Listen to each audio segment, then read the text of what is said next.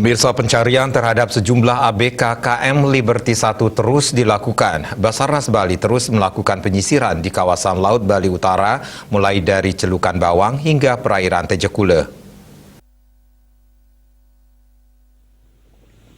Basarnas Bali bersama TNI AL dan Satpol Air Polda Bali terus melakukan penyisiran di kawasan Laut Bali Utara. Bahkan KN SAR Arjuna 229 juga terlihat mondar-mandir di kawasan Laut Celukan Bawang Buleleng. Lebih dari 20 personil diterjunkan menyisir perairan Bali Utara, khususnya kawasan Celukan Bawang.